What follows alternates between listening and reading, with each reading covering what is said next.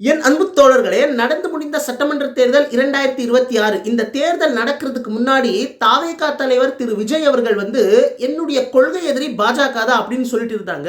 அப்போ எல்லாம் நான் யோசிப்பேன், இவங்க ஜெயிச்ச பிறகும் இந்த ஸ்டாண்ட்லயே உறுதியா நிற்பாங்களா அப்படின்ற ஒரு சந்தேகம் இருந்துச்சு. ஆனா இன்னைக்கு தமிழ்நாட்டில் அரசியல்ல நடந்துட்டு இருக்கிற சில மாற்றங்கள் எல்லாம் பார்க்குறப்போ இவங்க கண்டிப்பா இவங்க இந்த ஸ்டாண்ட்லயே உறுதியா நிற்கணும், கண்டிப்பா இவங்க அப்படி இந்த ஸ்டாண்ட்லயே இவங்க உறுதியா இருப்பாங்க அப்படின்ற ஒரு நம்பிக்கை வந்திருக்கு. எதை வச்சு சொல்றேன் அப்படின்னா, தாவேகா பெரும்பான்மை பெறாத காரணத்தினாலே அவங்க ஆட்சி அமைக்கிறதுக்கே ஒரு சிக்கல் இருந்துச்சு சட்டத்தின்படி. ஆனா இப்போ அந்த சிக்கலில் இருந்து அவங்க வெளியே வருவதற்கு திமுக தலைமையில திமுகவோடு கூட்டணியா இருந்த இடதுசாரி கட்சிகள் தான் ஆதரவு தெரிவிச்சிருக்கிறாங்க. அதனால தாவேகா இப்போ ஆட்சி அமைக்க போறாங்க. ஸோ அவங்களுக்கு கங்க்ராச்சுலேஷன், வாழ்த்துக்கள்.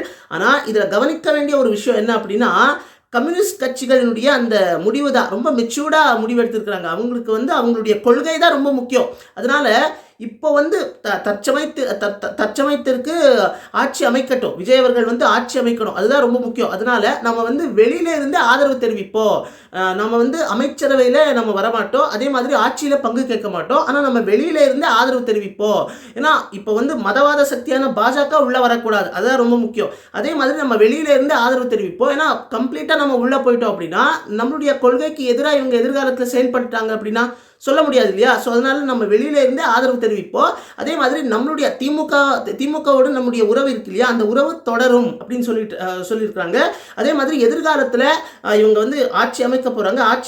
ஆட்சி அமைத்த பிறகு தாவேகா ஆட்சி அமைத்த பிறகு எதிர்காலத்தில் ஏதாவது மாநில உரிமைகளுக்கு மதவாத சக்தியான பாஜகவினால மாநில உரிமைகளுக்கு ஏதாவது பாதிப்பு வந்தா கண்டிப்பா நாம ஒத்த கருத்தோடு திமுகவோடு சேர்ந்து தான் நம்ம போராடுவோம் அப்படின்னு நம்முடைய பயணம் தொடரும் அப்படின்னு சொல்லியிருக்காங்க.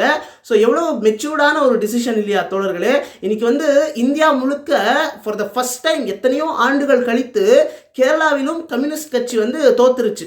ஆனால் கம்யூனிஸ்ட் கட்சி ஒரு கட்சி தோக்குறது ஜெயிக்கிறதெல்லாம் இயல்பு தான். ஆனால் அந்த கட்சியினுடைய கொள்கை தான் ரொம்ப முக்கியம். அதுவும் கம்யூனிச கொள்கையெல்லாம் இந்த உலகம் இருக்கிற வரைக்கும் அப்படியே தான் இருக்கும். ஏன்னா உலகத்தில் பசியும் பஞ்சமும் இந்த ஏற்றத்தாழ்வு அதே மாதிரி மனுஷனுடைய பேராசை இதெல்லாம் இருக்கும் வரை கம்யூனிசத்தினுடைய கொள்கை அத்தியாவசிய தேவை அப்படின்றது நம்ம எல்லாருக்குமே தெரியும்.